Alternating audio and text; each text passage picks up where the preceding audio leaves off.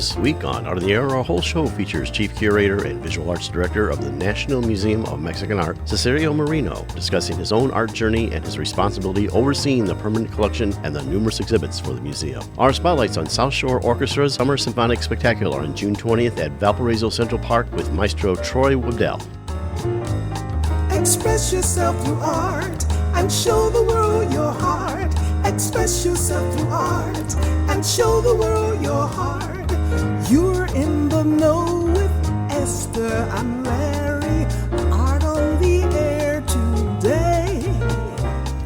Stay in the know with Larry and Esther. Art on the air our way. Express yourself through art and show the world your heart.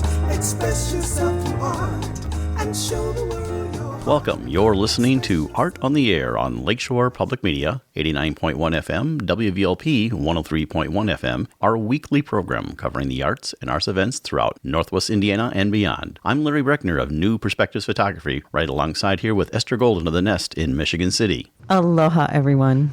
We're your hosts for Art on the Air. Art on the Air is supported by an Indiana Arts Commission Arts Project Grant, South Shore Arts, and the National Endowment for the Arts. Art on the Air is heard every Sunday at 7 p.m. on Lakeshore Public Media, 89.1 FM, also streaming live at lakeshorepublicmedia.org, and is available on Lakeshore Public Media's website as a podcast. Also heard on Friday at 11 a.m. and Monday at 5 p.m. on WVLP 103.1 FM, streaming live at wvlp.org.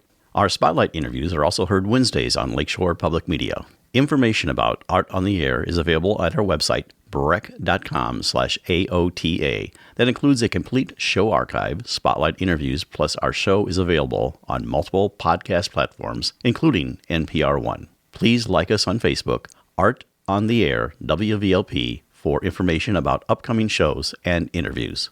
Hello, I'm Larry Breckner, Board Chair for Lakeshore Public Media and also a sustaining supporter. As Northwest Indiana's public broadcaster on TV, radio, and digital, we're not only bringing you the best of PBS and NPR, but more importantly, serve as a vital community resource for great local programs like Regionally Speaking, Eye in the Arts, Friends and Neighbors, Let's Eat with Chef Nick, Art in the Air, Building Blocks, and more. Please help protect my Lakeshore Public Media with your support by visiting lakeshorepublicmedia.org/give.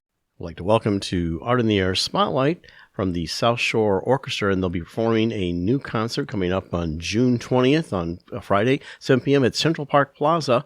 And, of course, we have our maestro that's here, and he's been with us before, of course, for an in-depth interview, Troy Webdell. He's going to tell us a little about what South Shore Orchestra is doing, and also the guest artists. Troy, welcome back to Art in the Air Spotlight. Thank you, Larry. Thanks for having me. We're doing, with South Shore Orchestra, another summer concert. We did a summer concert last year in Valparaiso Central Park, but actually that one got rained out. Oops. So hopefully this one will be happening in the park. If not, we always do the rain location at Valparaiso High School. So this one is June 20th at 7 o'clock p.m., and it's called Superman, Shostakovich, and Mozart's Clarinet. And it's kind of a big mix of pieces that feature superheroes or super people in music. So, of course, Mozart was a superhero composer, Shostakovich, a big superhero composer, and Superman, of course, is a Superman, but composed by John Williams, who is also a super composer.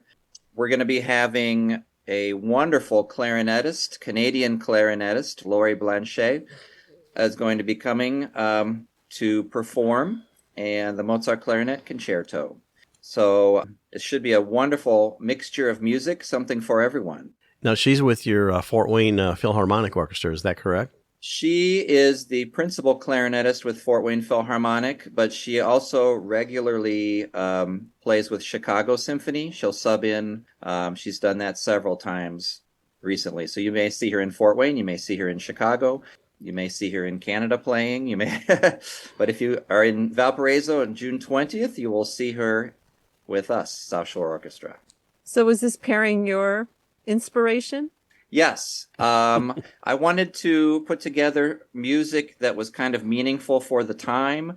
Also, a connection to the 80th anniversary of World War II, which the Shostakovich Symphony No. 9 is. Shostakovich was basically told to write a huge symphony celebrating the end of World War II. He was told this by Joseph Stalin, which you probably know as the dictator in Russia at the time. And Shostakovich, although he wanted to write something for the end of World War II, he did not want to appease Stalin. So he started to write this big piece with chorus, orchestra, very much like the Beethoven Ninth Symphony, which is what Stalin wanted. But then secretly he wrote the real Ninth Symphony, which is you're going to hear on June 20th. And the real Ninth Symphony is more reminiscent of circus music. So no chorus, shorter length. It's probably his shortest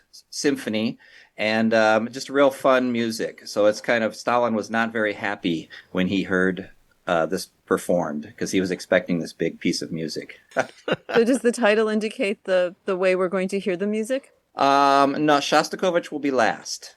Yes. Okay. So Superman will open up, kind of like a big patriotic type thing, and then into Mozart's Clarinet Concerto, which was the first concerto written for clarinet ever. So Mozart kind of wrote it for a different type of clarinet, which they had back then, but it's been adapted for the modern clarinet. So what's the challenges of performing outdoors versus, of course, in a hall or symphony hall or auditorium? Well, definitely the weather. That's one. But then also there are things like the acoustics. Sometimes it's, if the wind blows a certain way, you might not hear something that you heard in rehearsal. So those types of things. Now, we will have a sound person who will do his magic and make everything sound, perfectly out where you're going to be sitting. Right. Mm. Well, humidity's got to be a big issue, too, especially for some of the instruments. So I imagine the woodwinds that use reeds, that's got to affect it dramatically. Yes, humidity. A lot of the wind instruments, especially, are used to playing outside in the summer. There are several summer bands in the area that they play in also. A lot of our musicians play in other groups throughout the area, which is kind of a nice thing. This has been your association with the South Shore Orchestra, but tell us some of the things that you've been doing also beyond that. Well, I'm also a conductor with the Fort Wayne Philharmonic. And with that, I conduct many different concerts, including the Family Series, which I have kind of recreated there based on children's books. So all the concerts are connected to a certain children's book, and the music kind of goes with that. But it's not just children's music, you hear that term, but it's masterworks music put to a family concert, basically. Right. And how many concerts a year do you do there in Fort Wayne? With the Philharmonic, I'll conduct around 10 to 15 concerts. Wow. Yeah. There's a lot. They do a lot of concerts. Very art-rich community, Fort Wayne. I like it a lot. Yeah, and it's a full-time orchestra, so they're playing most of the year. Well, in our final minute here, can you remind everyone where the concert is? What's on the schedule one more time, Troy? Yes, we have Superman, Shostakovich, and Mozart's Clarinet with the South Shore Orchestra on Friday, June 20th at 7 o'clock p.m. in Valparaiso Central Park. There will be food trucks and all kinds of fun things for you. Just bring a lawn chair and come and enjoy the music. And if you get rained out, where do you go? Valparaiso High School is our rain location. Excellent. Well, we're glad to have you back on the show and touch base with us about the South Shore Orchestra. And again, just hitting it again Friday, June 20th, 7 p.m., Central Park in Valparaiso. Troy, thank you so much for coming on Art on the Air Spotlight and sharing your upcoming concert. Thank you very much. Thank you, Maestro. Thank you. And a Spotlight Extra. Artists may enter 2 pieces of their artwork for the Chesterton Women's Club Art Show on June 3rd at 10 a.m. to 6 p.m. at the Chesterton Art Center, and the show runs June 5th through the 28th. Art on the Air Spotlight and the complete 1-hour program on Lakeshore Public Media is brought to you by McCauley Real Estate in Valparaiso, Olga Patrician, Senior Broker. And as a reminder, if you'd like to have your event on Art on the Air Spotlight or have a longer feature interview, email us at aota@brech.com. That's aota@brech.com. This is Janet Davies, formerly of ABC7 and now the Dunes Arts Foundation, and you're listening to Art on the Air on Lakeshore Public Media 89.1 FM and on WVLP 103.1 FM. We are pleased to welcome Cesáreo Moreno to Art on the Air. Cesáreo has been with the National Museum of Mexican Art since 1992. He has been the Visual Arts Director since 1995 and was named the museum's first full-time chief curator in 2004. He has curated numerous exhibitions for the NMMA, as well as many in museums and cultural centers around the country, and has served as a juror and panelist for many groups. A talented educator, Cesáreo also serves on the City of Chicago's Cultural Advisory Committee and the Memorial and Monuments Advisory Committee. Thank you for joining us on Art on the Air. Aloha and welcome, Cesáreo. It's so fantastic meeting you. Thank you. It's wonderful to be here. Well, we'd like to have you on the show. And usually what we like to start off with is our guest's origin story. And I always tee it up by saying how you got from where you were to where you're now. So tell us all about Cesáreo. Sure. First of all, thank you for asking. I think it does sort of shed a little bit of light on the institution that I work for, that I've worked at for 33 years now. My family first got to Chicago, immigrants from Mexico. They got here in 1944, and I was born a couple of decades later, born and raised in Chicago. So the funny thing about that is in the home, it was Mexico. So Spanish was my first language, the food, the music, the celebrations. It was very, very Mexican on the north side of the city of Chicago.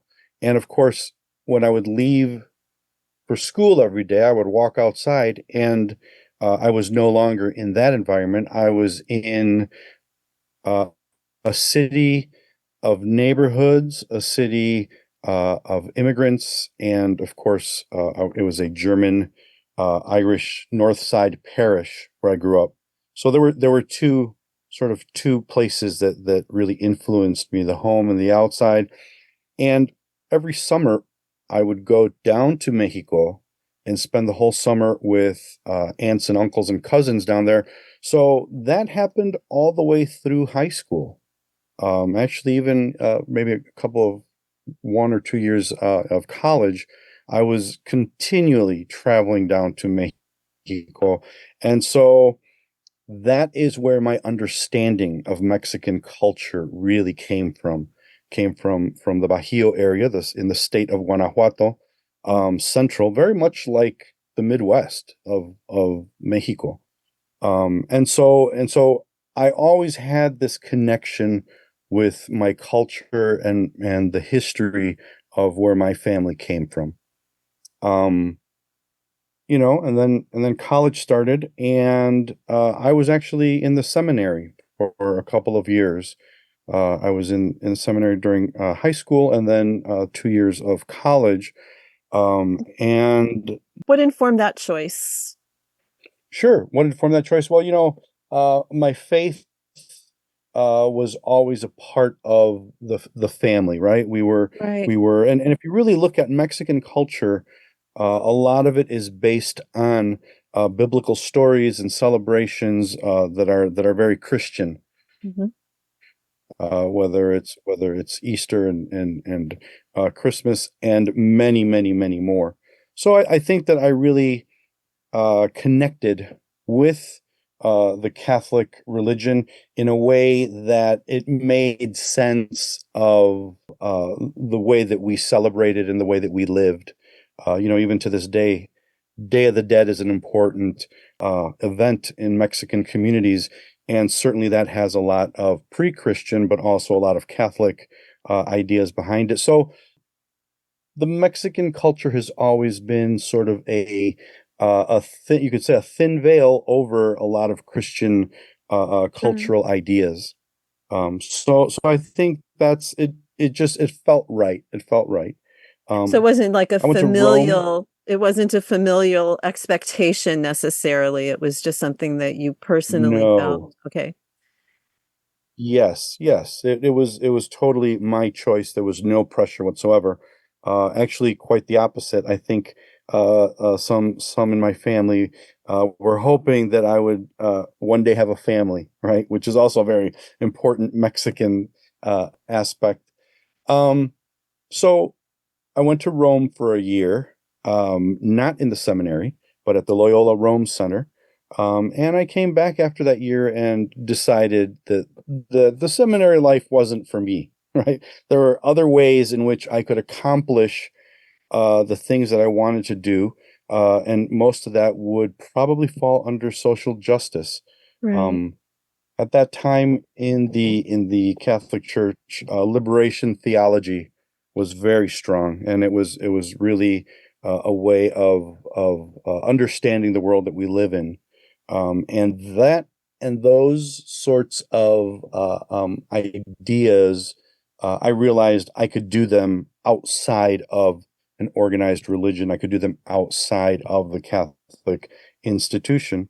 That's the beauty Um, of everything, though, isn't it? Parlaying the things that are deeply important to us, but channeling them in something that feels right, I guess. That's Yeah, discovering how they may exist or manifest themselves in other parts of our life, right? Or in right. other ways.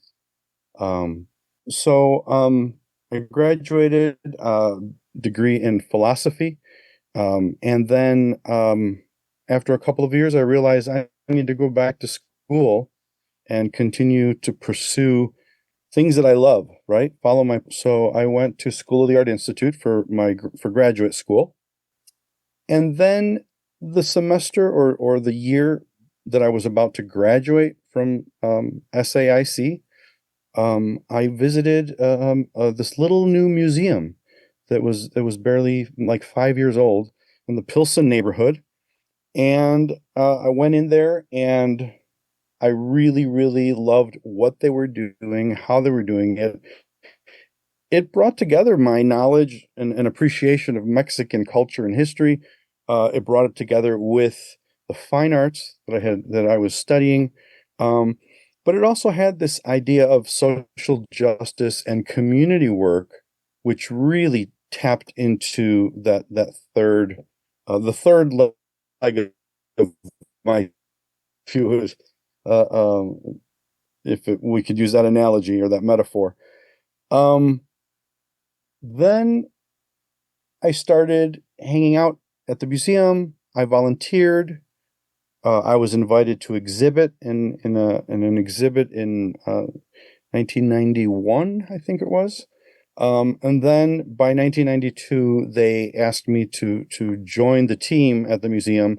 Back then, it was mostly to help with exhibitions, installation, opening crates, moving crates, and then the That's big how it all ask. starts. Yeah, yeah. Everywhere.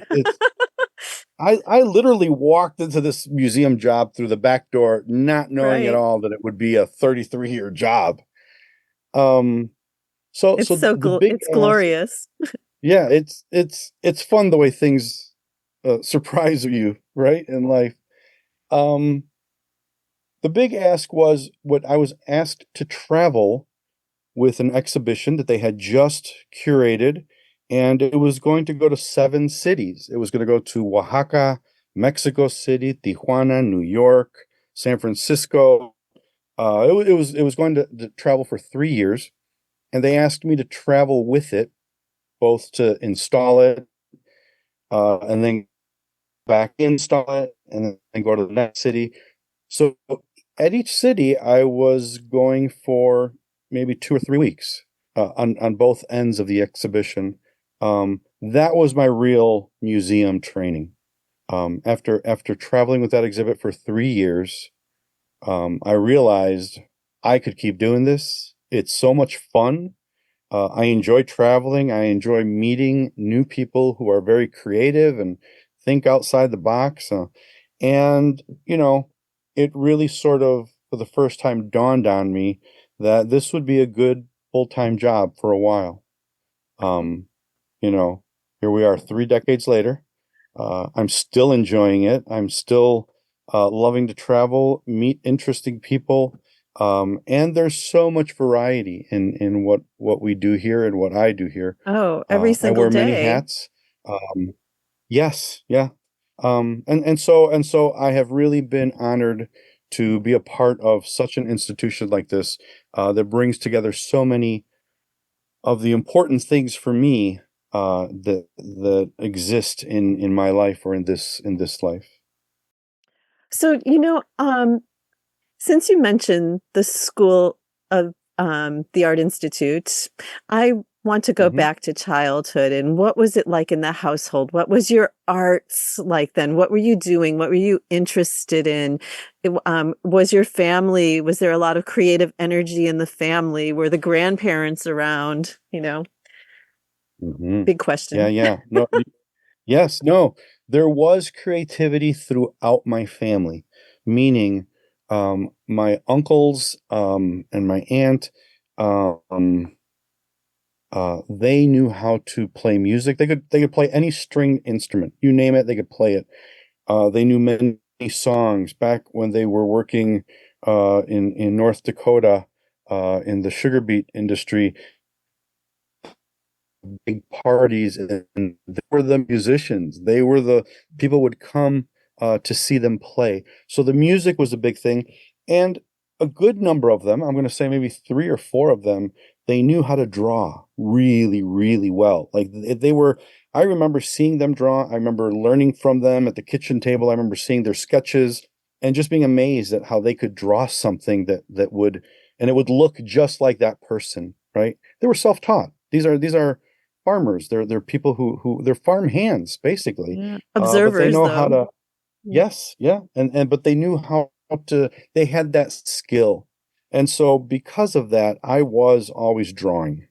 At home, at school, even in high school, I was kind of known as the artist who would, uh, draw the yearbook cover or draw for the school newspaper, um, do the backdrops for the plays, that kind of thing. So I was, always drawing and painting, and creating work, throughout my youth.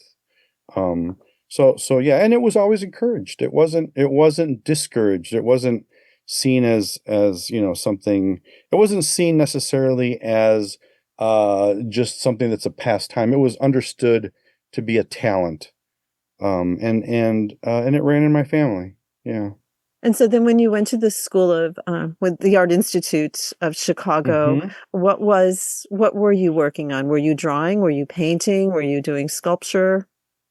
So I did go there, thinking that painting and drawing is art, right? I didn't. My education really hadn't, involved installations or sculptures, things like that. So I went there thinking I was going to draw and paint, and then just fell in love with, kinetic sculpture. That's by the time I graduated, that's what I was making. Um, I was making objects and things that moved or had lights. It had electricity. It had motors. Um, and so the by the time I left school, the Art Institute, I think I really knew how to fabricate and how to make things, which is why I was able to, do installation work so well at the museum when I first started. I knew how to use a hammer, a drill, a level, a table saw, those kinds of things, and that really helped me. That really it allowed me to create different things and also work on utilitarian projects, or just install other people's artwork. Yeah.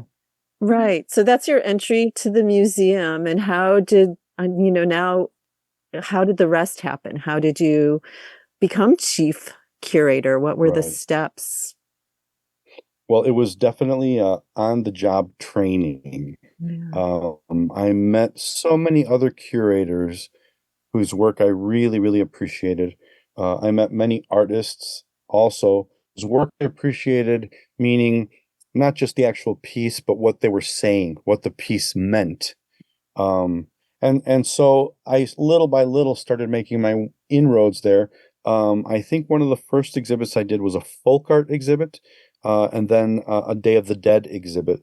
And certainly both of those topics, I really I understood them almost intuitively.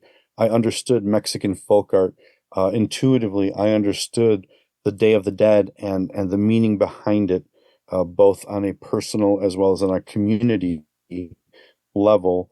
And so curating those initial exhibits um, really gave me a sense of confidence. And so little by little, my horizons expanded. I learned so much more about the history of Mexico, which is so profound. I learned quite a bit more about my community's history in the city of Chicago, when they arrived, how they arrived, what they did when they first got here. And it paralleled my own family's immigration story to the city of Chicago. So I did understand all these exhibits and ideas step by step, and then really fell in love with researching and learning those aspects that I did not know. The museum, what I think bigger than that, what it did, especially for me being a folk artist or a textile artist, when in the 60s and the 70s, it was like little c craft, and very disregarded. And what the museum did was it brought it up into the finest word of craft then. And it really just improved every folk textile artist's life from, the minute it opened, because it really did say, look at this. Right. And I know you weren't chief curator when it opened, but I know what the museum did for me was it just was such a comprehensive experience. I love the mixture of like, here's an emerging artist, here's the history of Mexico, here's artifacts. It just really was so welcoming and comfortable. So I just, yes. That's a very good word, the all-encompassing idea, because ultimately, being creative, a lot of people like to divide into folk art and fine art. Right. And those two categories really, they do a disservice, right? It's the folk artist and the artist, they sit side by side, they tackle the same issues, they resolve them in similar ways, but at the end of the day, one of them signs the work of art and it goes off to an art market, right? So the art market says it has more value. And then the other one doesn't necessarily sign the work, but it falls into this sort of folk art craft area, and so familiar, it sort of loses value on the art market, and that's very unfair. That's very unfair. We here at the museum display the works side by side. We show the relationship between the artist and the traditional artist. They inspire one another. I mean, I've seen at School Art Institute or read about artists whose inspiration is the folk artist and vice versa. So we always do try to present the visual arts as having a symbiotic relationship, and oftentimes folk art and fine art are the exact same thing. I was actually going to ask about your own art practice, though. Now that you're curating and doing things, do you have time to even do an art practice? No, that's the short answer. No, but curating exhibits, doing the research, finding the works that tell the story, it is a very creative work, right? It satisfies the need that I have to be creative. Ultimately, what a curator does is we are preserving the past and bringing it to the present so that it will continue into the future. And that's basically telling a story. So storytelling with other works of art and artifacts and objects is a very creative endeavor. When an exhibit opens, I truly feel that I have been a part of this creative process. And so that is fulfilling. So I don't necessarily need to be creating kinetic sculptures any longer or doing prints or drawings. I am thoroughly satisfied in the curatorial process. Yeah, it's extremely fulfilling. So now that you are chief curator and you're happily enmeshed in other things in the city, you're on these advisory committees, you're giving incredible lectures. I mean, I listened to so many of them. You are a very captivating speaker. I learned so much just from the brief interviews that I was looking at. So you've got all of that going on. So what is your year mapped out for finding new artists or discovering what you want to do next? It just seems like there's not enough hours. You are absolutely correct. We have our main gallery exhibits planned out now until 2028. So those exhibits, we know they're coming. We know the themes, and especially the contemporary exhibitions. It is always exciting, and it's not a challenge. There's so many artists out there to choose from.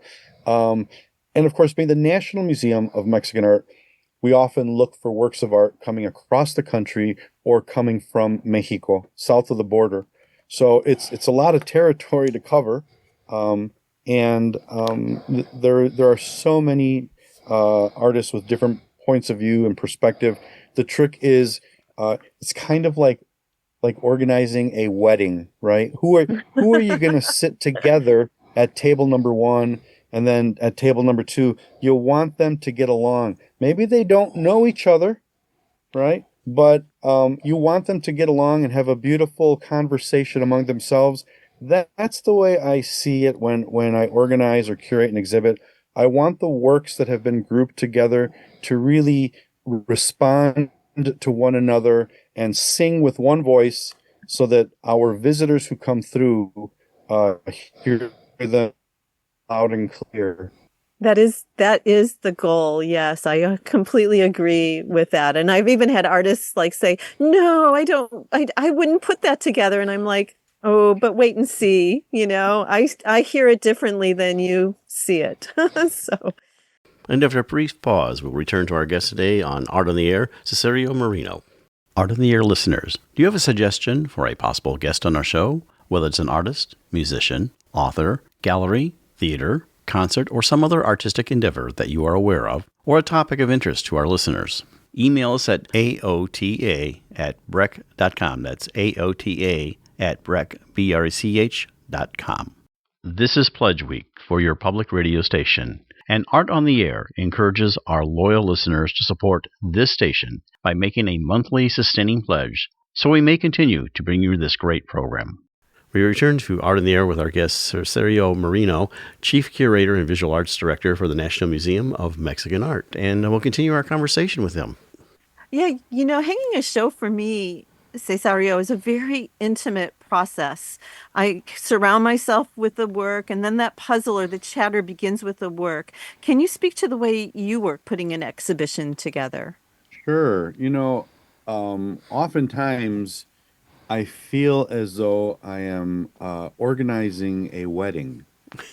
In other words, you have X amount of tables, and those would probably be the sections within the exhibition. And at each table, you want to seat people who are going to have a great conversation and enjoy each other's company. And even if they may not know each other, first time they're getting to know each other, it needs to go off seamlessly. And so I guess sometimes you put people together who may not think that they should be seated together. They don't know each other, certainly, but that makes for a much nicer get together, right?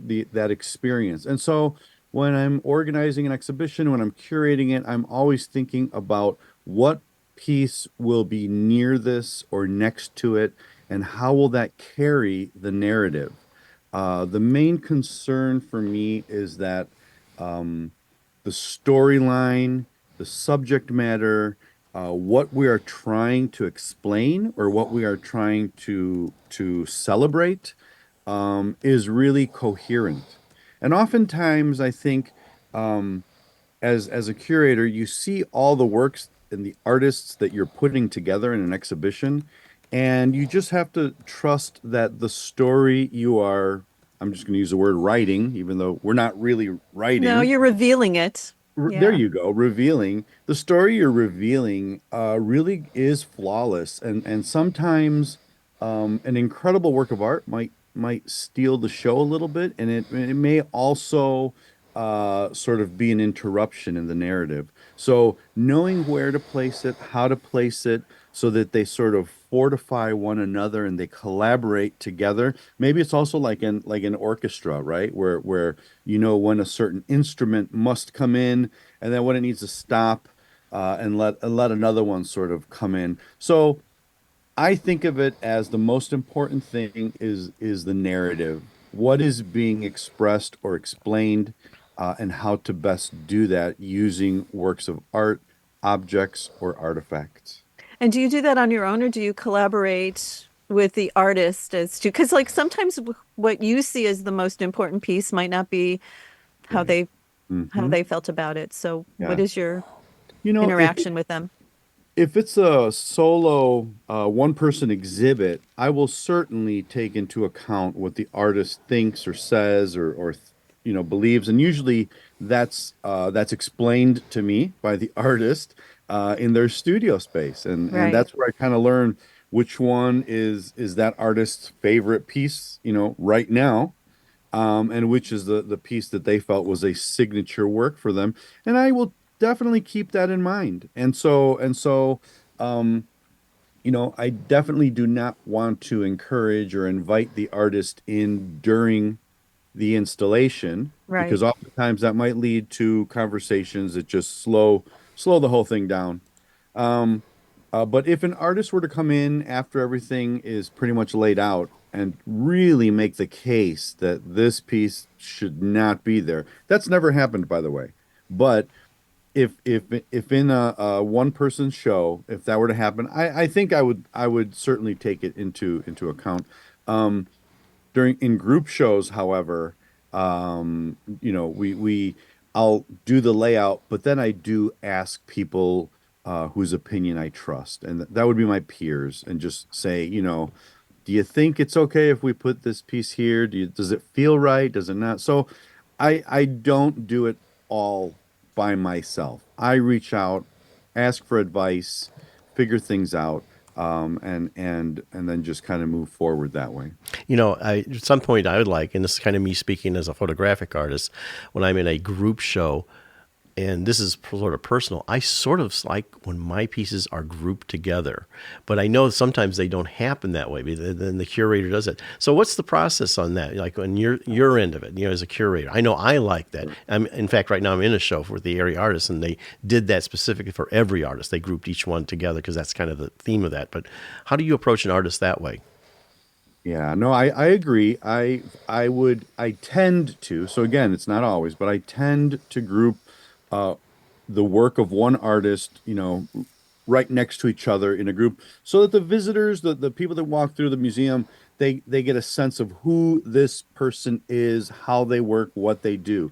However, if it is an exhibition where the topics are more important, the subject matter. So let's say we're doing something that deals with food, with architecture, and with you know, customs and festivals.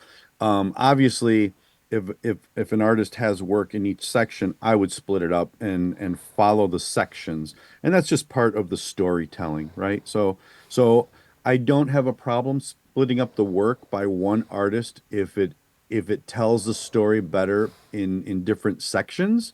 Right. But my go-to is usually to cluster them next to each other so that people really get into this person's creative mind and understand where she or he is coming from. Yeah. Depends on what makes sense in each instance. Right. Yes. Yes. So what is your day like when you yeah, what is your day like? Yeah. I'll Well, just leave it there. yeah, since we're talking about curating and installation and that part, let's keep it at that because I never know what what's going to happen in any given day, which is I actually do enjoy that. I sort of thrive on uh, um, the different tasks and roles. I may be on a ladder one day, I may be in a studio another day. There's a lot of different things that need to be done to put up a successful exhibition. But during installation time, I've gotten to see the works beforehand, always in person. It may start out online, visiting a website of a given artist or a museum. But then I need to see the piece in person because that's where you really understand the work. When nothing can compare to standing in front of a piece where you can really see the material, you can see the surface, you can see The how the brush paint was strokes. applied. Yes, exactly. So sometimes that's what makes the decision, right? So maybe this ceramic piece actually goes best with a painting because of the way the surface was treated. And Right. so after seeing the pieces and doing the layout on paper, I obviously on the computer, but I also like to print it out and then take a pencil Me and too. and work with it that way. That's I guess that says more about my generation than anything else. I like working on paper. Um, and then once the works are all here at the museum, then we lay them out section by section. And then before they are installed by the installation crew, um, we really do a walkthrough one more time just to make sure that all those works of art are getting along. Again, going Right. back to the analogy of the wedding, right? You want to make sure that whoever you sit next to your Aunt Minnie is going to have fun with her and not sort of conflict. So, and then oftentimes too, once you're in the space, you see a work of art and you realize this is not a good place in the corner because the subject matter is looking to the left or to the right, and somehow you want to come out of the corner, and it's something that you didn't realize, um, Right. or just the reality Kind of of like an wow, electric connection almost. I see it like yeah. very much like electricity. Sure. Or the piece is large and it's underneath one of the fire alarms, the red fire alarms that are, all over the buildings in the museum. And then you just realize, oh, this is not going to work here. You look at the painting and you follow, your eye follows the person's hat or what they're wearing, and then you look up and there's this big red fire alarm. So simple things like that are the space Yeah. interacting with the work. So there are a lot of things to sort of keep in mind that way. So this is an odd question. Do you Mhm. change the color of your walls Oh for my the goodness. exhibit? Yes. Yes. We are known since the 80s when we opened. We are known for our palettes. Our Beautiful. They're walls beautiful. they are almost never white. And if they are white, it's very intentional. Um, but but we always do look at the work. That I do count on other people's eye. Color is not one of my strengths, but we have many people here who really have an incredible sense of color. And sometimes I'll pick a color that at first, when you're looking at the little color chip, just seems so wrong. And then once it's on the wall, and then the work is placed up against it, it sings. And Yeah, it so is so yeah, enhancing. yes, yeah, exactly. And that's the other thing too. The I think one of the important things that I fully believe in is that we should not be distracting from the artwork. Mhm. Our role is kind of like what do they call them in theater? You're working in the background. You're dressed in black, and no one is supposed to see you. Like the sets, changing the sets around. So I feel that mounts, risers, platforms, wall color, even graphic texts. They're there to enhance the visitor's experience and learning, but certainly not meant to compete with any of the artwork. The artwork and the artists are the stars. That's who is telling our story. And our role is to connect one piece to another or one section to another, and maybe answer some questions along the way. But the artwork, that's why people come. That's why people come to the museum to see the artwork. Certainly not to read my labels.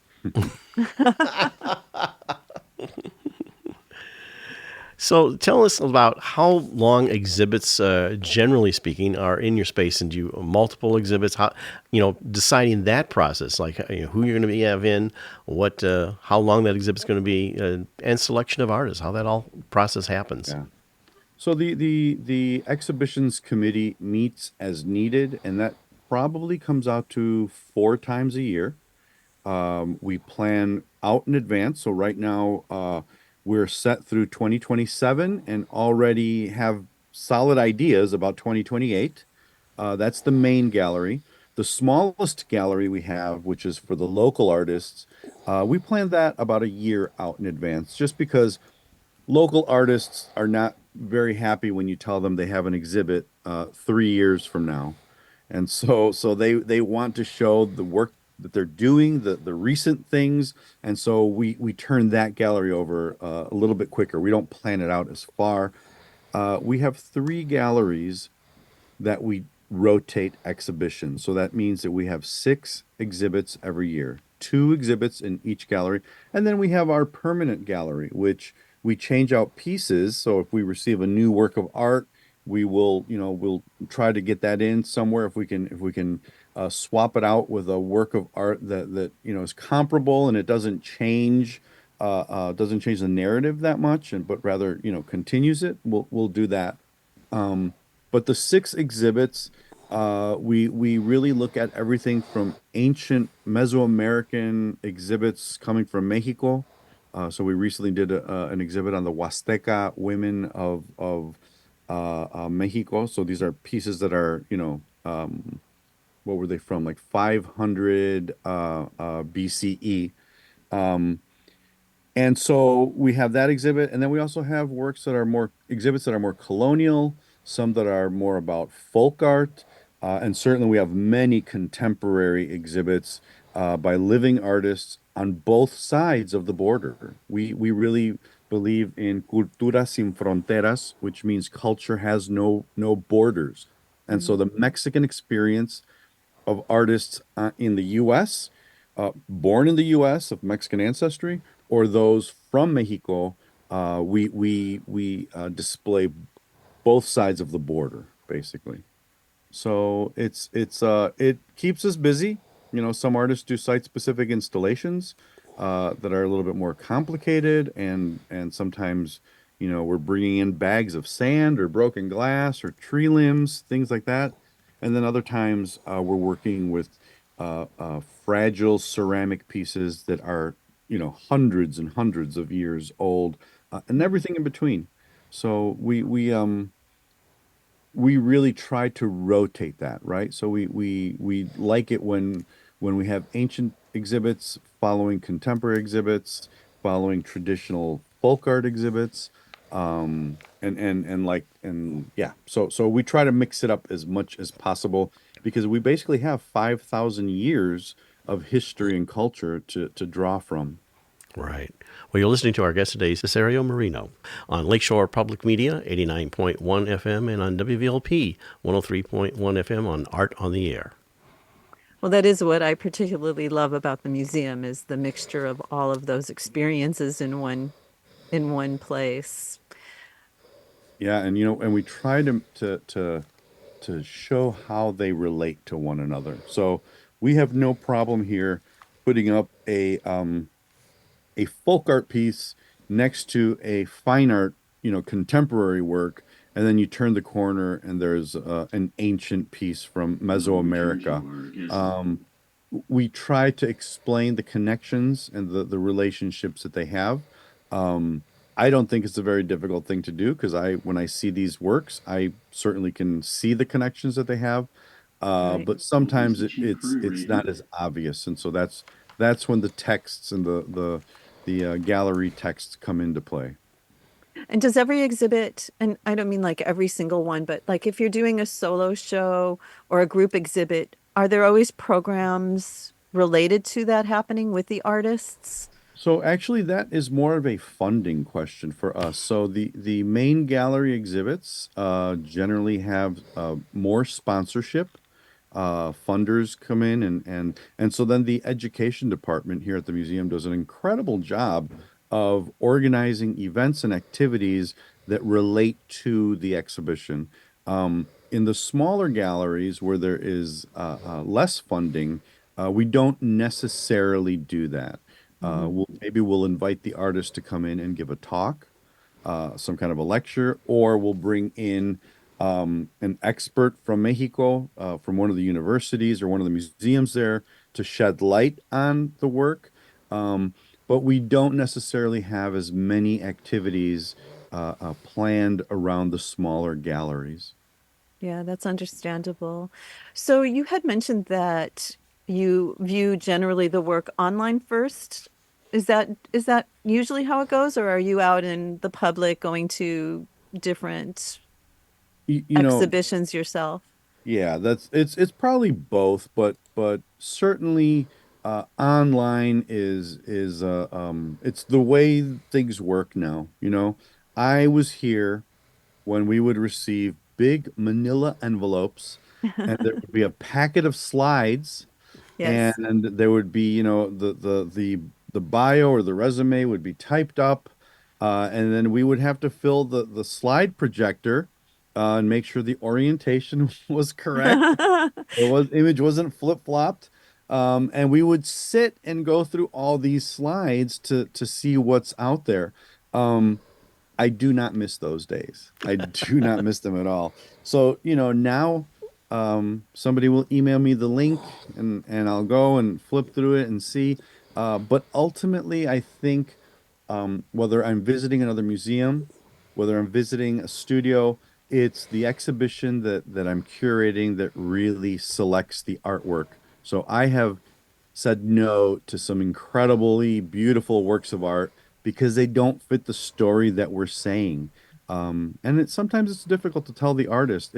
It has more to do with the exhibition that we're doing than the artwork that you are creating. And so the selection of artwork is geared and determined according to the exhibition subject. Now, I saw something on your website about theater, and then, of course, one part is, I think, Laura Baker. What does that have to do with your? What connection does that have to your facility? So, you know, I do not pretend to understand or know the performing arts department here at the museum. They do a fantastic job. They do concerts and lectures and theater as well as film. Um, every now and then I'll go to one, but my hands are busy with the visual arts and the exhibitions. So I don't know, but you know, we've been hosting the Sor Juana Festival now for, oh, it's got to be almost or at least 30 years, 25 to 30 years. Um, and that really is a festival that focuses on the creative work of Mexican women. Right. And so that has always been something that we do and enjoy doing. And sometimes if we can sort of dovetail an exhibition by a specific person that has something to do with one of the performances, that's when I feel that's when the museum is at its best, when different departments are working together or landing on the same sort of ideas. And then the visitors really get a well-rounded experience of the creativity of these artists. But that doesn't always happen. So they do perform in your space, though.